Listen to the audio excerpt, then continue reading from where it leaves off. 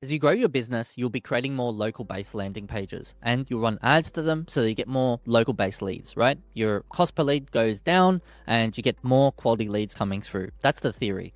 But a lot of people structure their ads in this way where they fit all of the locations in one campaign. It's a big no-no, and I'll show you why. So what can happen is if you've got an ad group for each landing page, it kind of makes sense where, Plumber Ansted goes to an Ansted landing page and you're only bidding on like Plumber Ansted in phrase match and exact match, right? And you're doing the same thing for all of these going to their own individual landing pages. The issue is if someone were to type in, like if you know the area Brisbane as a city, yet all of these ones are like suburbs. If the argument is someone types into Google and they say Plumber, Chermside, Brisbane, it happens, right? People type in the full thing. Then what's going to happen is this is going to trigger and this is going to trigger at the same time. So what does that mean? Well, you're double bidding. You're entering into the auction twice for one auction. And so this is a big no-no. You don't want that to happen. What can also happen is when you've got Plumber, Chermside, and phrase match, sometimes Google can take the match type and ignore it and then go outside of its normal parameters. It does happen. Sometimes this happens. And so you might find that, even if you're bidding on Plumber, Chermside, for people that are typing in words around, Plumber, Brisbane, they still somehow get served the Chermside ad with the landing page for Chermside. So what's the next best thing? So the idea is you'd want to create local-based campaigns, okay? So instead of separating it by the ad group level, you separate by the campaign level. Because the beauty of a campaign is the big difference between an ad group and a campaign is the location. So you can't control the location from the ad group level. You can only control it from the campaign level. So you can go in here and actually set the suburb as the location and then rinse and repeat, do it for all the different campaigns. So each one gets their own dedicated kind of campaign. And if you've got a healthy budget, you can do something like this. Otherwise, you might want to use a shared budget, and we can go into that later. But the beauty of this is, let's say we've got Toorak here and Burwood and St Kilda. Well, I can use similar keywords in all of them. So for example, if we go into this one and we've got electrician Toorak, right? So it's electrician and then suburb. If we go into this, I can bid on words like electrician near me and still get away with it without cannibalizing the other campaigns that also will have the same electrician near me keywords, simply because they're all going to be targeting their own individual locations. So if I go back in the campaign level and then I go into Toorak and I scroll down to locations, you'll find that this is probably targeting a radius, or at least we've got a radius around Toorak. So if I go edit, there we go. Okay.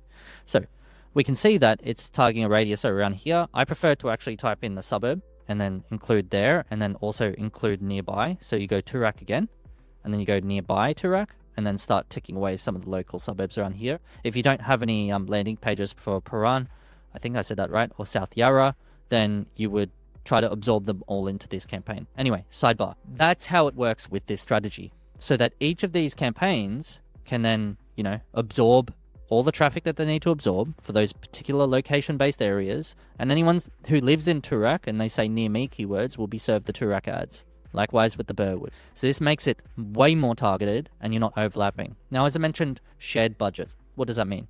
Well, let's say, for example, you've only got a budget of $200 and you don't have this, big budget. And you've got $200 a day budget. So how does that work with this? Well, you would share the budget.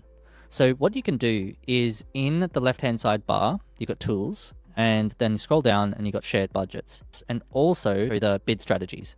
So with the shared budgets, you're able to click on new share budget, and you're able to select all of those locations, right? And it will calculate the total of what they are individually on a daily. And then you can then start to name this budget. Maybe it's the budget that you have for Melbourne wide. If you've got a big company, then that might be the way you do. And then you click save. The next thing that you do is go into bid strategies and you've got a portfolio bid strategy. You might have seen this before. So basically a portfolio bid strategy is you want to take all of those separate campaigns you've got and make sure they're following all the same bid strategy. They can't be different. So let's say you got a bid strategy for max conversions. It's your Melbourne lead campaign, lead campaigns for all of them. And you turn off the cost per action, that's fine. And then, you click save afterward and you come up with a good name. Then what you have to do from here is make sure that all the campaigns, each individual campaign that you've got that's got a shared budget inside of the campaign settings will then use that portfolio bidding strategy instead.